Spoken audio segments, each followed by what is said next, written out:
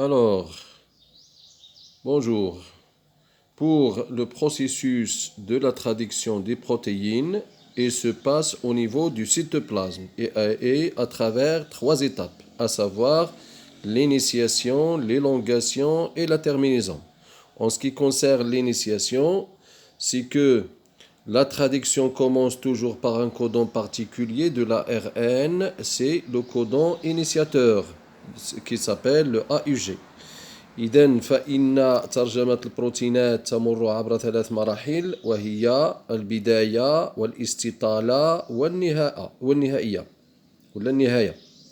Alors, en ce qui concerne l'initiation, فيما يخص مرحلة البداية فإن الترجمة تبدأ دائما بوحدة رمزية خاصة للARN messager والتي تسمى بالوحدة المدشنة l'AUG. Si par exemple il nous donne le gène tout entier إذا ما تقدموا لنا بالمورثة بأكملها وهي الوحدة الرمزية التي تقابل الحمض الأميني الميثيونين. C'est le codon initiateur qui porte ou qui correspond à l'acide aminé méthionine. Puis on passe à l'élongation. بعد ذلك نمر إلى الاستطالة، ولكن قبل المرور إلى الاستطالة كيف تتم مرحلة البداية؟ Donc مرحلة البداية, l'initiation se fait de cette façon. Une fois la RN messager qu'on voit ici est sorti du noyau, il va se placer sur la petite sous-unité du ribosome.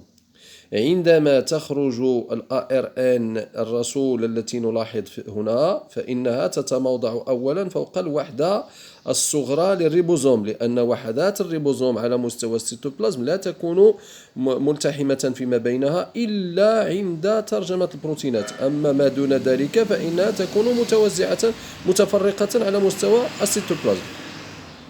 Donc l'ARN va se placer sur la sous-unité puis un ARN de transfert qui transporte la méthionine, l'acide aminé méthionine, va se placer sur le codon initiateur.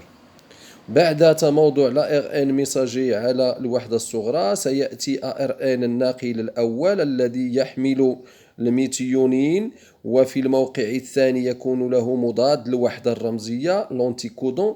يعني هنا عندنا الAUG الA اللي غيكون قبلتها هو اليو واليو قبلتها ا والجي قبلتها سي. دونك اليو ا سي هذا كيتسمى لونتيكودون مضاد للوحده الرمزيه وهذه الوحده الرمزيه.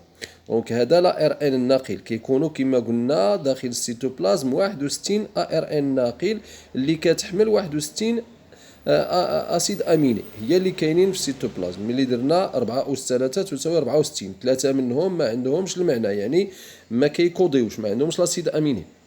Donc une fois l'ARN de transfert se place sur le ribosome, l'autre ARN seconde qui va correspondre, qui va prendre l'acide aminé correspondant à la deuxième unité, c'est-à-dire au deuxième codon UUC, va venir pour se placer dans l'autre position.